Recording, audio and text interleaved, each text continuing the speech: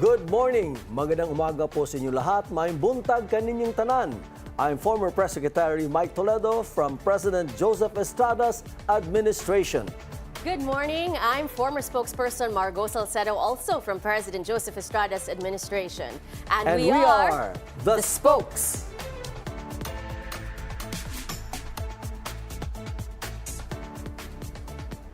From the Palace Halls, then to our group chats now. We'll give you perspectives from an insider's position, standing behind the podium. Noted by the Spokes on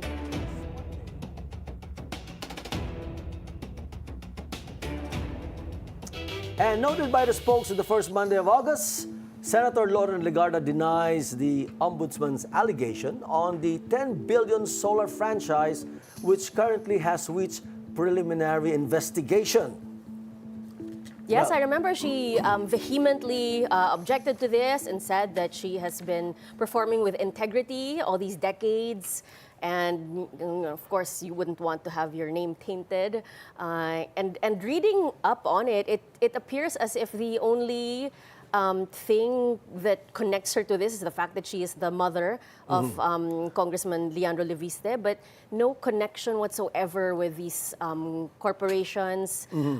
There's nothing to connect Senator Lauren Legarda with it, aside from being a mom. Yes, that's why when, of course, it was a surprise to many when the complaint for plunder, graft, and conflict of interest was filed against Senator Lauren, Congressman Leandro, her son, and former Energy Secretary Alfonso Cusi. Now, of course, as you mentioned, Senator Lauren vehemently denies this, and I think she intends to file counter charges and may also file libel charges. Of course, that's her right. Well, it's currently under the preliminary investigation Yes. stage, so they're supposed to come up with all Exactly. of these to see if there is, in fact, probable cause. But it was mentioned by the NBI director that, by the ombudsman that she was Senate Finance Committee chair at the time. So she wasn't even Energy Committee chair. So Yes. medyo malayo po talaga yung for Senator Lauren Legarda. Kaya nga itong mga allegasyon na to, kaya nga kagaya ng sinasabi ko, no, allegations are allegations,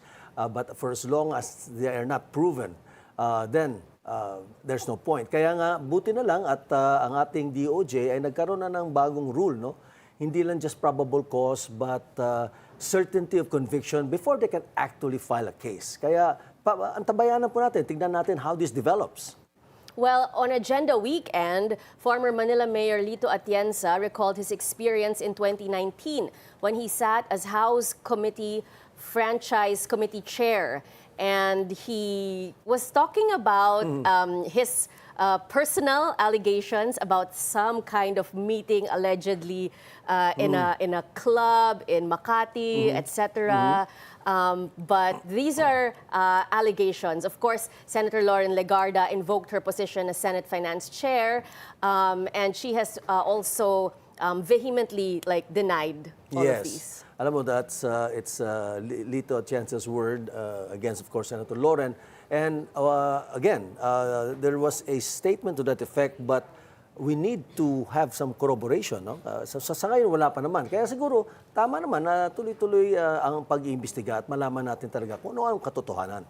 Lito Atienza in the agenda report was saying that he actually voted against the solar para sa bayan.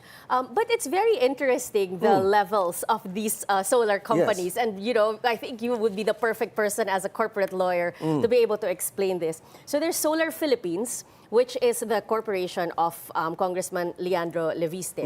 This Solar Philippines is distinct, or under it is the Solar para sa bayan. However, there is apparently also the Solar Philippines Nueva Ecija Corp, the SPNEC, which is now controlled by Meralco.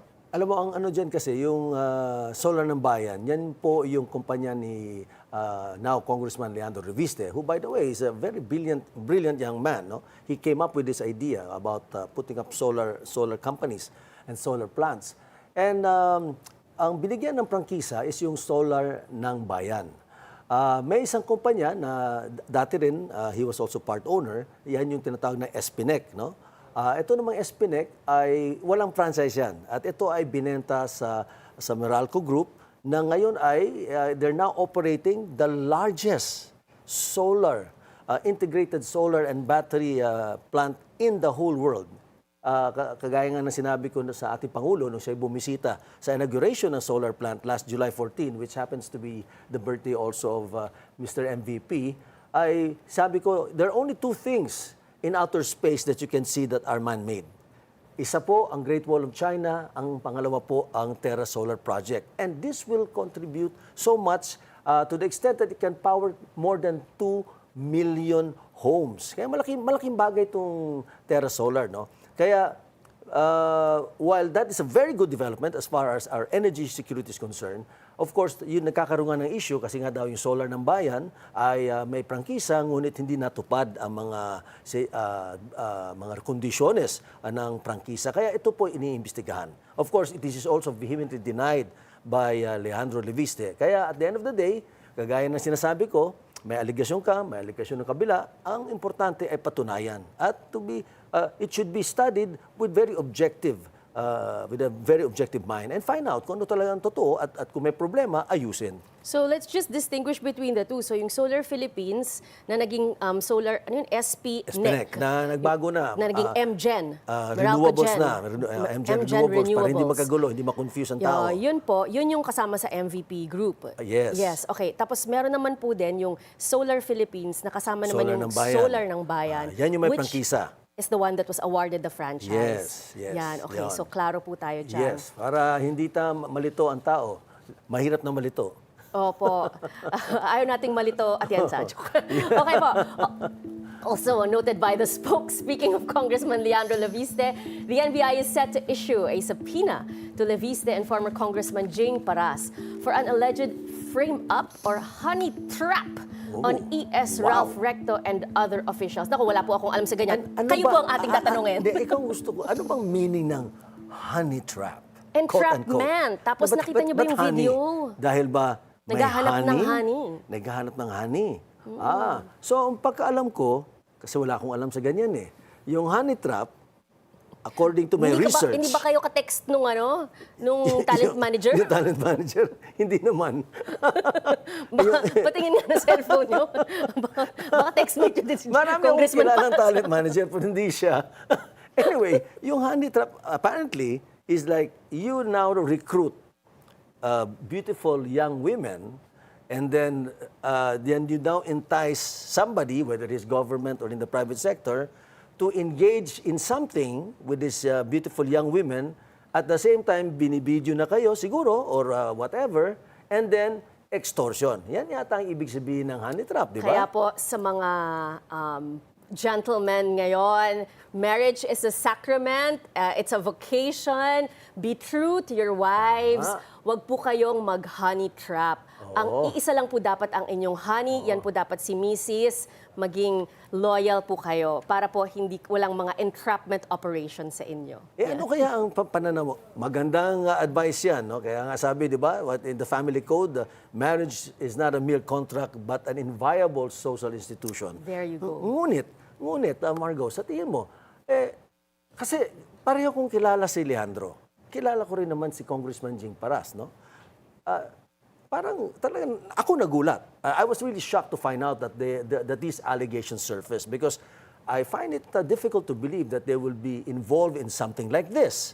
But then again, at the same time, kaya kasi linabas to, again, kagaya na paulit-ulit kong sinasabi, siguro dahil pareho tayong kapwa-abogado, talk is cheap, madaling magsalita, madaling magbigay ng allegation, di ba? Magaling maghusga basta-basta. But the important thing is, there should be some evidence to prove such. And this is a very serious matter. Can you imagine trying to trap and maybe perhaps extort from one of the highest executives in the country, which is Executive Secretary Ralph Recto? This is something that we should all take seriously. Meron daw mga exchange of messages. Sino? Sino nag-exchange? Ayan, yung talent manager nga, tsaka si Congressman Jing para daw, sabi, yun po yung in-expose ng NBI. But you know, I think what's more important here is to look at the underlying problem in society today, which is why are those girls there? Diba? Bakit sila nagnenegosyo that way? When you can use your brains, your talent, diba? Not in exchange Like for sexual your brains, favors. your Yes. beauty So ating mga and talent. kababaihan, especially like the young ladies there, fight tayo dyan. Huwag tayong pumayag na yung katawan natin yung binibenta. Kasi dapat for love lang, di ba? Tama. Pera, hindi puri. Kakasuhan yata ng human Ay, mali! trafficking. Puri! Freudian slip. Yan ang sinatawag natin na Freudian slip. Nalito rin si Margaux. Anyway, those were the headlines, and these are the headlines rather noted by the spokes. And we'll have former Energy Secretary Jericho Petilla, who exactly looks the same way when he was Secretary of Energy during the time of Pinoy. And he will explain the implication of removing systems loss in our electric bills. When the spokes return after this short break, don't you go away. Stay with us.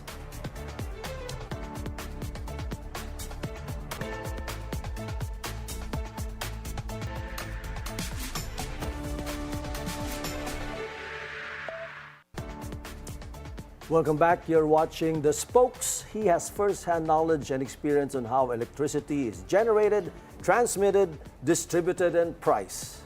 With President Marcos calling for the removal of the system loss charge, the debate has never been more relevant. To help us understand the issue better, we have former Energy Secretary and now Governor of Leyte, Jericho Petilla. Welcome to The Spokes, Sec Gov. Welcome to The Spokes, former Sec and now Gov, and you haven't changed a bit. You still look the same. Now, I'll go straight to the point. Okay. Was the President right in asking for the removal of systems loss? I think the answer is yes and no at the same time. Okay, yes and no. Everybody's saying, ano nangyari? Systems loss and everything. And then all of a sudden, the power players and Meralco saying, lahat ng mga technical people are saying, that's going to be impossible. But, you know, the public is saying, dapat tanggalin. Especially because that's what the President said. So, can it be taken out? As I said, yes and no. And that's what we can discuss this morning. Will it need a change in the EPIRA Law to be able to effect taking it out, or can the Energy Regulatory Commission already do it? Technically, ERC can actually take it out because Kaya naman pala. Because ERC actually set the threshold. The threshold for systems loss, yung pwedeng ikarga sa electricity bill, yung cap. is yung cap nila is 8.5% for Meralco, and for the co-op it's about 13%. But we have to define. There are two kinds of systems loss. Number one is the technical. The other one is the non-technical. The most difficult to define and to understand para sa publiko natin is really the technical. The non-technical is simple. Nakaw. Jumper. Pilferage. Pilferage, inefficient na mga linya, sira na, luma na, transformer na, luma. So these are part probably of the responsibility of the distribution utility na palitan nyo, hulihin nyo, kasuhan nyo, but you cannot charge it to the public. Kasi kung nakaw sila ng nakaw, it's unfair that people are going to be paying for it. So ang stand nyo po dito is dapat hindi na. Doon sa non-technical, sa at least. non-technical, from the very start, it should not have been charged already because it is the responsibility of the DUs. Okay. In relation to what Margaux said, and follow-up question, and dagdag ko na rin to, no? Sa tingin mo ba, kasi, okay, na-mention mo na, no, na systems loss, technical, non-technical. And you have to admit that in other countries, systems loss is not even considered loss. It's considered cost. In fact, it is only in our jurisdiction dahil na-unbundle ang EPIRA na naglabasan yan. But pag tinignan po natin sa ibang bansa, there's no such thing kasi hindi siya unbundled, bundled. That's why in my view, sa aking pong pananaw, ang EPIRA po is one of the most progressive laws kasi it actually unbundled and now consumers can see exactly kung ano yung binabayaran mo. Kaya ang tanong ko ngayon, ito sa systems laws, na alam naman natin, sabi mo nga technical, this is caused by thermodynamics, the laws of physics. Pag from the generating companies to the transmission lines, to the distribution lines, transformers, to the consumer, talagang mawawalan ng heat ng kuryente, di ba? Parang bigas. Pag ikaw ay nag-transport ng bigas galing sa farm or ice hanggang sa bahay, may nawawala. Pero tuck-in na yung presyo doon sa consumer, maski yung nawawala, maski yun ang mamanahe, nagtatahi ng, di ba, ng damit. Yung mga natastas na tanggal na cloth, that is still charged. So my question is, how can we actually totally take that out when it is the law of physics? And number two, in relation to that, hindi ba sa tingin niyo po, mas bagay na siguro tanggalin na lang yung VAT or babaan yung VAT rather than focus on systems laws? Kasi pag tinanggal mo yun, lalong mahihirapan ang co-ops na i-improve ang kanilang sistema, mahihirapan ang mga distribution utilities to improve their systems and to be more efficient. Sige. Two questions yun. Yes. Sinasagad ko na eh. Five questions. Sinasagad ko na eh. Pero sa non-technical, I think it's not debatable anymore. Okay. Kung may nakaw, kasuhan nyo, huwag nyo i-charge sa tao. Correct. Otherwise, bahala na sila magnakaw. Anyway, chargeable naman up to 8.5%. So the other one is actually systems loss. Actually, to be fair, si Meralco ngayon, hindi niya naabot ang 8.5%. Actually, sa mga 6+% lang siya. Bakit? Because the 8.5 is a maximum. Maximum hindi cap. Maximum cap. Hindi ibig sabihin, abutin mo yan. Correct. So, that's a threshold that ERC actually put in as a maximum. Pero yung 6% nila, granting na walang nakaw dito, granting, should it be charged to the public? Well, we have atras tayo ng konti kasi pag pumunta ka sa ibang countries na unbundled din at market-driven din, like Singapore for example, their systems loss is only 2 to 3%. Ang laking difference naman. Bakit sa atin? Sasabihin, maliit sila eh. Okay? Pero 2 to 3%, kahit yung ibang malalaki na mga ekonomiya, even in UK or in Germany, they never reach 5%. 5% is like, talagang inefficient ka na. So, how do we take this out? Kasi problema, ang hindi maintindihan ng tao, yung bakit kami magbabayad. Ang example doon yung na-mention mo kanina, ice. Kunyari, isang tindahan ka sa mall. Tapos nag-order ka ng ice. Tapos binaba doon sa truck na refrigerator yung ice. Pag dinala mo yan, galing doon sa truck, papunta sa tindahan mo, matutunaw yan. Hindi naman po pwedeng sabihin ng bumili, uy, yung natunaw, hindi ko babayaran yan, ha? Maliit yan. Pero lumalaki yan kung malaki ang konsumo mo. So that's actually tucked in already. That's why in other countries, they allow 2 to 3%. Pero sa atin, medyo siguro kailangan lang reviewin ng ERC at sabihin na, una, tanggalin natin yung non-technical. Pangalawa, yung technical, babaan pa natin ang threshold. But there's another way para hindi magulo ang tao. Why don't we just fix it? This is just a suggestion. What do you mean, Sec? Kasi sinasabi natin, 8.5% maximum. So naglalaro ka minsan. Minsan 7 ka, minsan 8, minsan 6. Why don't we just say, 3%. gumawa tayo ng study, 3% ilagay natin, okay? At wag na nating tawagin na systems loss yan, Cost. ilagay mo na yan sa distribution cost mo, i-tuck-in mo na yan, wala na yan. Pag efficient ka, at 2% lang talaga systems loss mo, kumikita ka. Pero pag banu ka, you bear the cost, kung tutuusin. So, in that way, the uncertainty, hindi na natin pinasa sa tao. Nakita mo na ba yung electricity bill nyo? Yes, sobrang ang grabe haba. po. Okay. Mas mahaba Pati pa. yung subsidies. Yes. Mas mahaba pa ang electricity bill kaysa sa fast food menu. Kung tutuusin. Ang dami kasi. On the other hand, it's good for transparency also. But then at the other hand, it's like, bakit ang dami charge sa amin? It's good for transparency. But the problem is, titingnan mo lahat ng items na yan, wala kang control. Okay? Parang kung titingnan mo, under EPIRA, kailangan ganito ang i-charge. Under DOE policy, ganito. Under ERC, ganito. Tapos ito, pumasok pa. Under legislation, senior citizen, lifeline, siningit pa. Yes. Hindi ko alam kung ano pang isisingit in the future. Green, ano yun? Green auction. Green auction. Green Okay. auction, Parang ang fit, ang feeling ko lang dito is maganda kasi unbundled pero naging punching bag ang ating electricity bill. Lahat kinarga doon. At sino nagbabayad? Tayo. if I show you a PSA, Power Sales Agreement, kasi ang pinakamalaki is generation charge. Pag nakita mo yung Power Sales Agreement, mas lalong mahihilo kayo. Kasi very, very complex. Foreign exchange, cost of coal, etc. Every time tataas ang coal, tataas babayaran mo. Every time ang forex tataas, babayaran mo. Wala kang control, parang tagabayad lang tayo. At the end of the day, 15 to 18 pesos ang binabayaran natin per kilowatt hour. Okay, that's what we're paying. Tapos dito, pupunta tayo dito sa system loss, tanggalin natin. Ilang sentimo yan? Bakit si senior citizen meron? Hindi ko alam in the future kung may batas na sasabihin, lahat ng mga gwapo, walang babayaran sa kuryente. Baka isingit doon. Okay. So, ibig sabihin, hindi ka na magbabayad? Sana. Oh my God, nagbalahan po sila.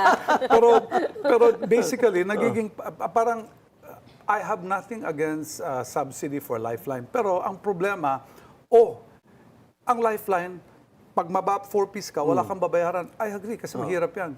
Pero ang lumabas dito sa bill natin, sa law, lahat magbabayad. Walang bayad yung 4-piece, pero lahat tayo magbabayad. Hindi ba pwedeng bawasan na lang nyo ang infrastructure nyo na budget sa flood control at medyo dito ang ibigay mo sa 4Ps. Maganda yun, maganda yun. Balikan po natin yung second part of your question, sa VAT. Yun nga eh. Di ba, sa tingin mo, baka wrong targeting? Instead na mag-concentrate sa systems loss na pinag-usapan na natin maigi, no? Kung bakit naman hindi basta-basta ito, etc., etc. Bakit hindi na lang dun sa VAT? Na ibaba na lang yung VAT o tanggalin yung VAT. Although we know magkakaroon ng hit sa gobyerno yan in terms of revenue. No? Pero why not the VAT? Na mas yun talaga, it's not the laws of physics. Bakit vinavat yung pagbayad ng tao dun sa mga nagja-jumper na sinasagot nila? Parang walang sense. The same way, sa system loss, ibig sabihin, bumili ka ng kuryente, hindi na-deliver lahat kasi merong thermodynamics, may heat loss, etc. Pero yung loss na yan, babatan pa rin. Di na nga umabot, may bat pa. But the answer is siguro, yung individual items, you'll have to question. Dapat ba charge ng VAT? Pero to totally say na walang VAT lahat, babalik na naman ako sa excise tax ng fuel. I see. Okay, kasi ang sinabi ko dati was pag ang excise tax tsaka VAT tanggalin natin sa fuel, ang matutuwa lahat ng may eroplano at saka may yate. Because silang one of the biggest consumer. Pagdating naman dito sa electricity, ang matutuwa yung mahilig gumamit ng aircon at mahal ang babayaran kasi pati siya bababa. So ang sinasabi ko parati, the taxes is a balancing item. Kung babawasan natin yung VAT, lahat babawasan natin. Pero if you want to target, tanggalin mo yung VAT, wag mong tanggalin yung VAT, i-retain mo, wag mong vatan yung hindi dapat vatan. Pero kung may makukuha kang VAT, i-distribute natin ngayon through other means. Kasi babalik rin naman sa tao yan kung tutusin. Ang problema lang minsan, sasabihin, nako, pag pumasok sa gobyerno, wala na tayong makikita dyan. Now we have a problem sa credibility. Because if you have a credible government, kung tutuusin, I'm not saying we don't have a credible government, pero ang perception ng tao, basically, if people are confident, they're not gonna question. Now Sec, Gov, dito punta tayo sa electric cooperatives. Umalma din sila, no? At sinasabi nila, kasi ang pagkaalam ko, Meralco yata may cap na 6%, but I think if I'm not mistaken, 8.5 sila. 5 lang yata ang kanilang systems loss. That's right. No? Mababa ang kanilang systems loss. On the other hand, the electric cooperatives was given a higher cap of 12 or something like that. Yung systems loss nila would range from 10 to 20. No? Medyo mataas. So, ang tanong ko dito, and they're also asking now, they're willing to forgo of systems loss, ngunit kailangan daw silang isubsidize ng government. Ano sa tingin mo? Tama ba yung posisyon na to? Dapat ba ibigay yan? Tanggalin ang systems loss sa kanila? Payag sila, pero isa-subsidize sila ng government? Or pag pinabayaan mo naman, babagsak lahat ng mga kooperatiba, at pag bumagsak ng lahat ng kooperatiba, problema yan. Di ba? Kasi there are about 120 electric cooperatives throughout the country providing electricity. So, paano po yan? Well, first of all, ang tanong, bakit 13% ang cap nila mas mababa, mas mataas kaysa kay Meralco? Kasi ang siniservisyon nila is malalayo rin. Minsan, meron kang 10 kilometro, tapos wala kang subscriber. So, ang example niyan, balik tayo sa yellow, sa ice, okay, mas malayo ang location mo sa mall. So, mas maraming matutunaw bago dumating sa'yo. So, kaya mas malaki ang systems loss mo. Pero, balik tayo sa tanong mo, subsidy, okay, ang hinihingi nila. Pag subsidy again, kasi ang co-op is supposed to be they're not supposed to make money.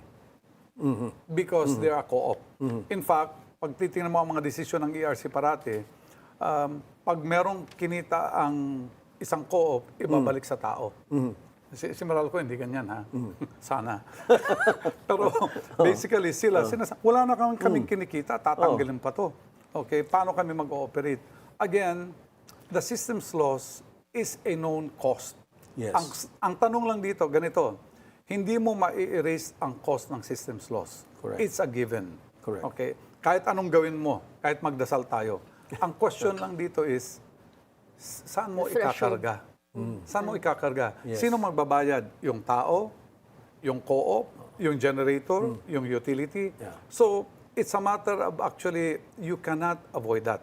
You can avoid nakaw. Yes. But ang technical systems loss, you cannot avoid. So, ang tanong lang dito, sino ang magkakarga nito? And that is a debate probably with ERC and our lawmakers. May isa pa po silang sinabi tungkol naman dun sa government, kung gusto nyong sa subsidy mapunta, ay government will subsidize itong system loss, di taong bayan pa rin ang magbabayad. Yeah. Kaya nga, partner, there's no such thing as a free lunch.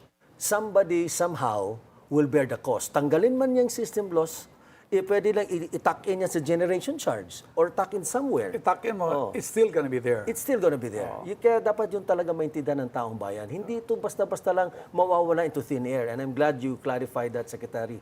Now, Siguro po tama yung sinabi ni Secretary, dapat hiwalay yun yung technical and non-technical, Yes. and definitely Yan ang yung number one. non-technical, Yes. yun yung correct. tanggalin. And sinasabi nga ata, if I'm not mistaken, to Secretary Sharon, who's by the way doing a good job as DOE Secretary, also like you during your time, sinasabi niya, pwede din siguro pag-aralan yung tanggalin ang VAT pero sa systems loss. Baka pinag-aaralan po yun.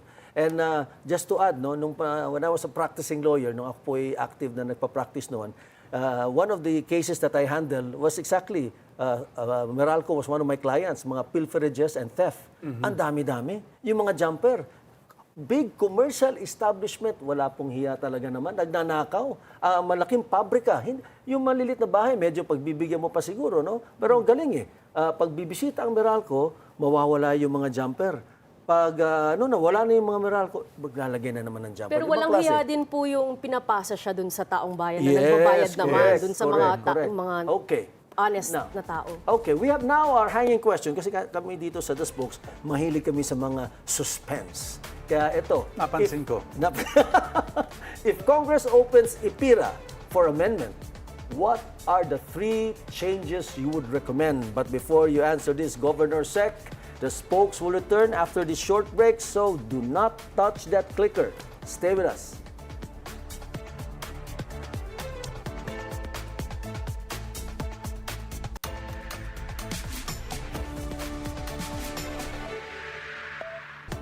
The Spokes is back, still with former Energy Secretary, now Governor Jericho Petilla. Before we go to our hanging question, we'll acknowledge the live comments and questions from our viewers. Salamat po sa pagsubaybay and actively putting in your comments. Greetings all the way from Kuwait. Wow. From Joseph Orly Espedido. And good morning din po sa inyo. At sabi din po, bumabati din po si Sean Faith Anya Rule. Agna Rule. At Gene T3.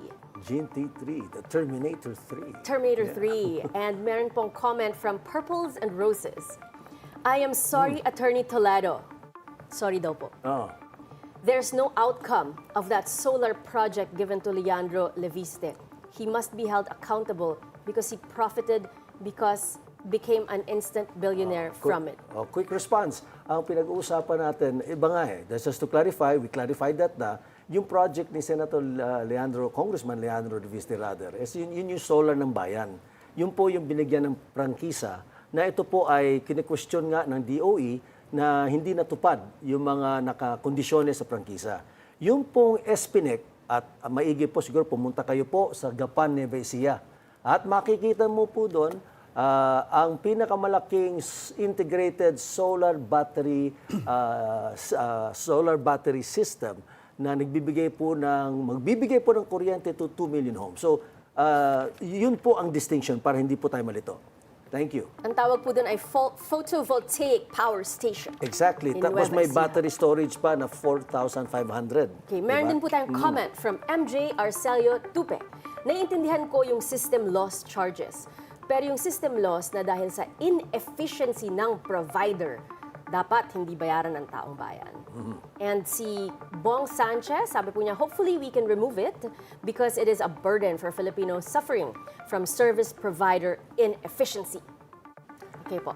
Alam mo, before I answer this, before I comment on this question, rather mention this question na galing sa ating public viewers, ang importante po, huwag po natin kalimutan, tayong lahat, whether ikaw ay generator, distribution, utility, cooperative, consumer, gobyerno, kongreso, isa lang po dapat ang pakay natin. Hanapan natin po ng paraan na ibaba talaga ang presyo ng kuryente.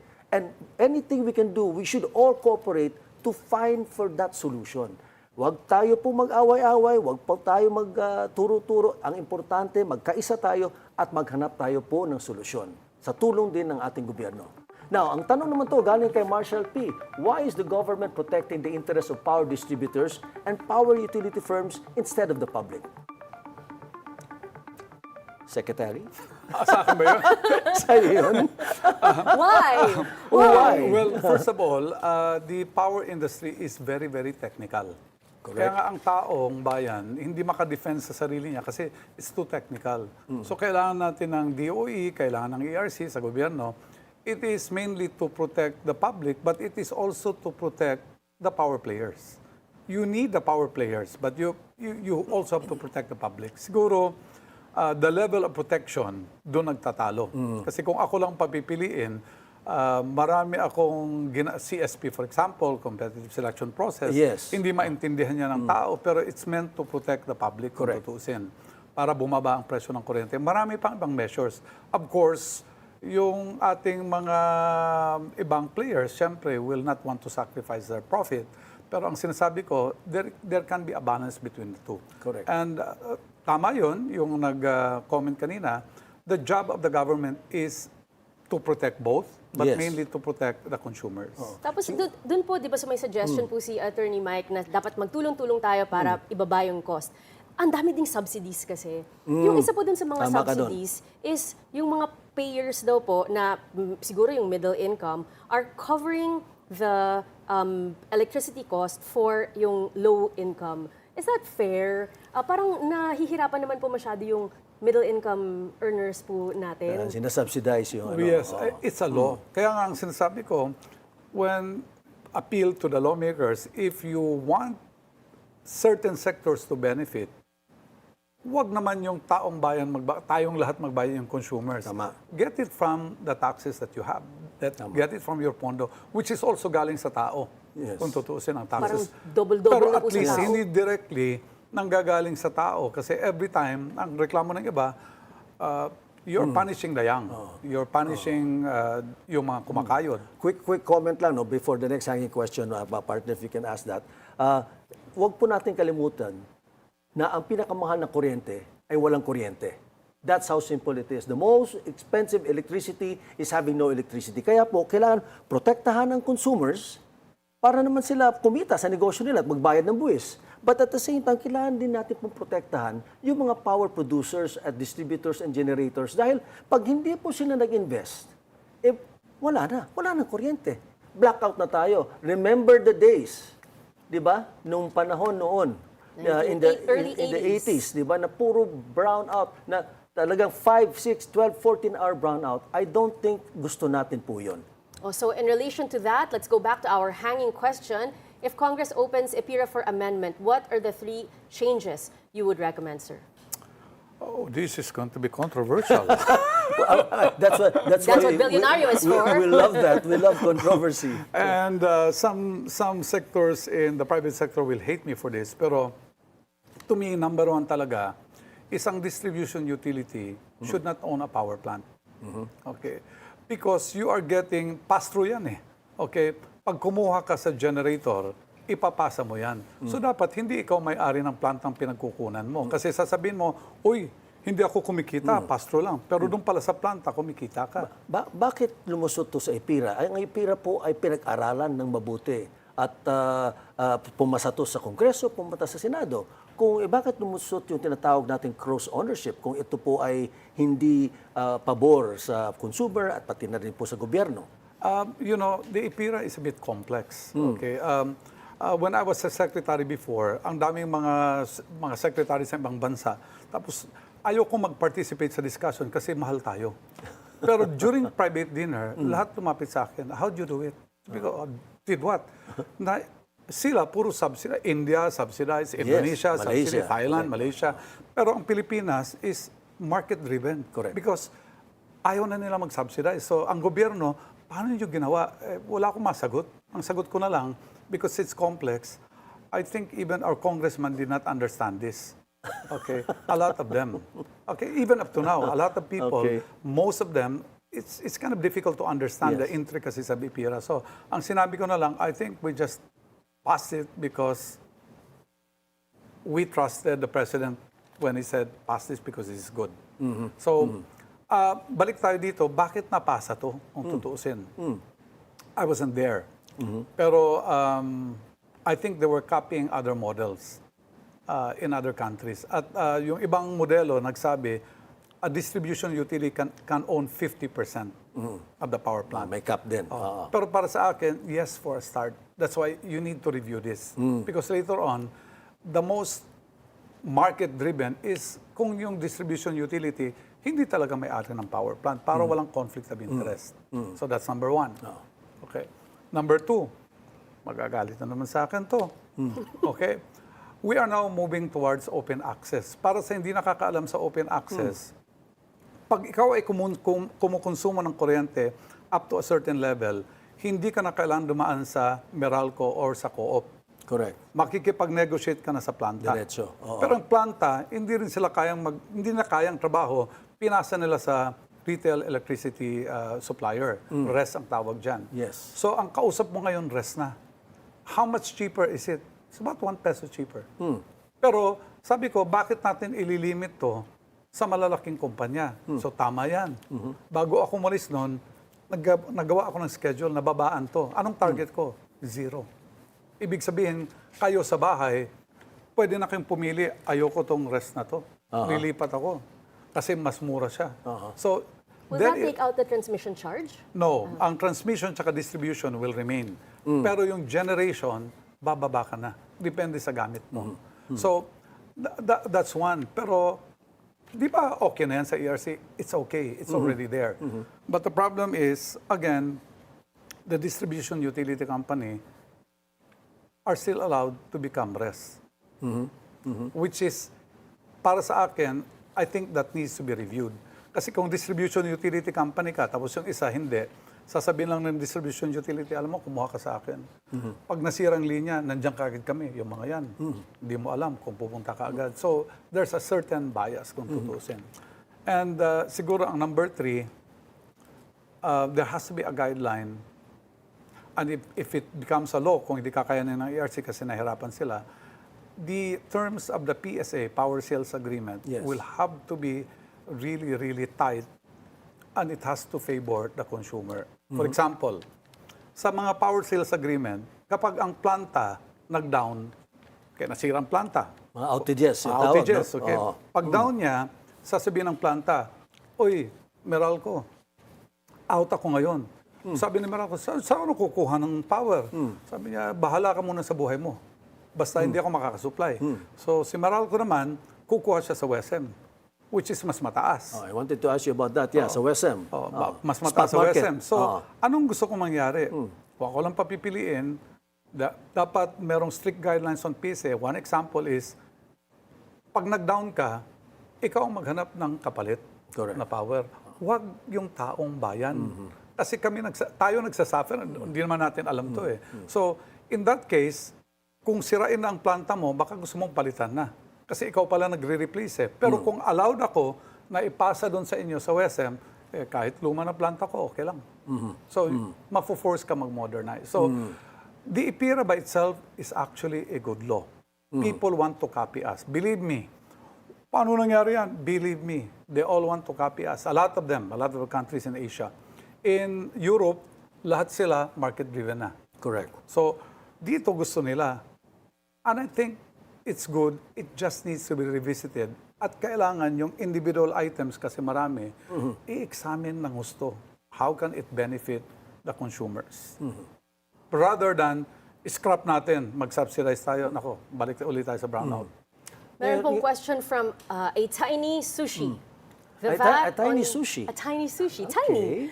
The VAT on system loss alone, was there ever is 80 billion, was there ever a DOE study on who should shoulder system loss before the SONA speech? Of course, none of us were the writers of the SONA speech and the admin. But I don't know, did you hear anything po? I have not. Surprised din po I yung was also palakpakan yung surprised, tao, di ba? na sinabi ng Presidente na system loss should be taken out. Not even just the VAT.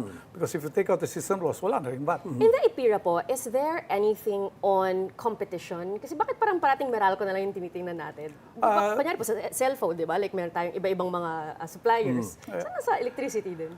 Pagdating kasi sa distribution, it is a monopoly. It's a natural monopoly. Natural monopoly. Pag sinabi ng ERC, ikaw lang yung allowed dito. Can you imagine kung 10 kayong Meralco sa isang area, yung linya nyo, spaghetti ang labas niyan, kung tutusin. So, ang sinasabi dito, isa lang. Pero all other components, competition na. Pagdating sa generation, competition na yan. Kaya nga, ang sa akin, yung tayo, pipili na tayo kung sinong supplier natin, sana umabot tayo doon sa zero. Singapore is already zero. Europe, zero sila. Tayo, 100 kilowatts pa tayo ngayon. Which is a good thing. June lang yan, ginawang 100 kilowatts. I wish that gagawing zero yan soon so that people can now negotiate for their own power. If you don't trust, if you don't trust the utility companies in negotiating for your power, at least man lang tayo, may say tayo. Kasi ngayon, wala tayong say. For that change, sir, that you're saying, do we need the EPIRA law to be changed? Or kaya na po yan ng ERC? ERC. Kaya na ng ERC yan. Because they set the threshold. Napag-usapan natin before the start of the show, no? Kasi sinabi ko nga na perhaps it's been 25 years, perhaps there's a need to just revisit, take a look at EPIRA perhaps. But di ba mayroong Congressional Oversight Committee na pinag-aaralan yan? Was there ever a review during the past 25 years? Well, during my time at least, there was not a review, only complaints. I see. But never really a review from the Oversight Committee. I see. And I think it's about time they did it. Now, For foreign direct investments po, Yes. how do we entice more investors? If there is more competition and transparency, dalawa lang naman. If it's market-driven, there are two things na for a market-driven economy or system to work, Yes. there has to be two things. Number one is basically, number one sa lahat is transparency. Okay? And then number two is basically, you make everybody competitive, kung tutuusin. If you have that, it will adjust by itself. I'll give an example. Sri Lanka. Okay. In Sri Lanka, they're national. So ang bumibili ng diesel, gobyerno. Ngayon, tumagilid si gobyerno. Oh, yes. Gumanon. Puro brown out. Pag tagilid niya, wala nang pambili ng diesel. So ano nangyari? Brownout. In the Philippines, I hope it doesn't happen, pero kung tumagilid tayo, for as long as you're paying power, the power companies will keep on producing. Correct. They will only stop pagka tayo hindi na nagbayad. Pero sa Sri Lanka, kahit willing sila magbayad, wala silang magagawa. Bakit? Kasi ang gobyerno tumagilid na. So is that one of the benefits of the EPIRA law? That's one of the benefits of the EPIRA. Okay. Ang feeling lang natin mahal, we can bring it to the true cost of electricity through transparency and competition, through a little bit of tweaking, through basically revisiting the EPIRA, we can adjust it a little bit. Pero ang gusto ng tao mura, na gobyerno magbabayad, subsidized, which is actually lahat ng ibang countries are trying to get away from. Now Hindi ito naman po yata mura, sorry po ha, bilang isang nagbabayad ng kuryente. Hindi naman po yung mura lang talaga yung habol, kundi yung fair. Kasi parang ang daming pinapatong na hindi na dapat namin binabayaran. Kaya ulitin ko sinabi ko kanina, itong EPIRA Law, although siguro nga, kailangan i-reviewin, no? But at the end of the day, it's really a very progressive law. Dahil in-unbundle nga pinakita ngayon, very transparent, kagaya ni sinabi mo kanina, pinakita sa taong bayan kung ano yung mga binabayaran mo. Kaya nga nakita natin, na pag-aaralan natin yung SL. Now, ang tanong ko, ito magandang tanong because there's been a lot of movement towards that and even it was also even mentioned in the President's State of the Nation address. Sa tingin niyo po, ito pagpunta natin sa nuclear energy, do you think the Philippines should consider and put on the table to ensure energy security, nuclear power? Okay. So, ang nuclear power, napag-usapan namin yan ni Presidente noong before pa siya tumakbo. PBBM po. Oo. Briefly, napag-usapan namin yan. Sabi niya, because there are now modulars, baka pwede tayong magtayo dito. Yung SMRs. Modular nuclear power plant, sabi ko. Yeah, there are. But we have to take up two things na hindi problema, pero challenges with nuclear. Number one is, most nuclear are actually more expensive now than coal. Kung tutuusin. Because the cost of storage, pag tinake into account mo ng uranium, used uranium, 200 to 300 years, hindi mo pwedeng galawin yan. So usually it's an island na paglalagyan mo yan. Ano yan? Secure dyan dapat. So that's number one. Plus the fact na ngayon kailangan mo na ng 5 walls. Dati single wall, pwede na. Marami ng measures nilagay. Number two is, sabi ko, wala tayong nuclear commission during that time. Correct. Ba't kailangan mo ng nuclear commission? Kahit may nuclear power plant ka, walang magbibenta ng uranium sa'yo. Kasi wala kang nuclear commission. We now have a nuclear commission. Correct. Pumasa na yung batas. Pumasa yung batas last year. But wala pang tao yan. It's a law. Yes. Pero where do you get the experts? And finally, kung meron ka na yan lahat na pag-isipan mo na, eto ang expectation. Kasi number one dito ang expectation ng tao. Ang expectation ng tao, pag tumakbo ang Bataan Nuclear Power Plant, sabi ko, in-interview ko one time anong expectation mo? Dati 9 pesos ang kuryente natin. Sabi nila, di 2 piso na lang yan dapat. Sabi nila, wag naman, sobra na yan. 450, kalahati. Pero yung sinabi ko sa kanila, ang mababawa sa inyo is 20 centavos. Medyo nanghina lahat. Bakit 20? Because nuclear power plant sa Bataan is only 600 megawatts. Yes. Ang total na kailangan natin is 12,000 sa Luzon area. So, Malayo.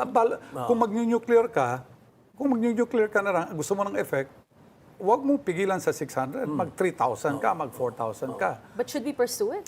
But if we pursue it na gano'n na kalaki, ang tanong ng iba is, are we matured enough to actually take care of our own plants? To operate one. Because if you make a mistake, it's a lifetime Talking about Fukushima, suffering. Fukushima, Chernobyl. lahat yan. So, Now, siguro, I'm not against it. We just need to actually look at it because we need a good mix in this country. So meron po tayong tough question. This segment, tough questions naman po. So, can Meralco afford to shoulder system loss? kasi malaki-laki yun. Ako, sa tingin ko, yung non-technical, it shouldn't be there. Pero yung systems loss na technical, kagaya ng isang nag-comment kanina, pag ang technical loss mo is 5%, chargeable yan sa atin, supposed to be. Pero ang sagot naman doon, can you do better than 5? Can you do 3? So, my answer is, you cannot totally take it out, but perhaps you can actually reduce it to an optimal Lower level. it. Okay. 3%. Another tough po. question. Ito naman po sa nagiging controversial, no, na PAC Silica.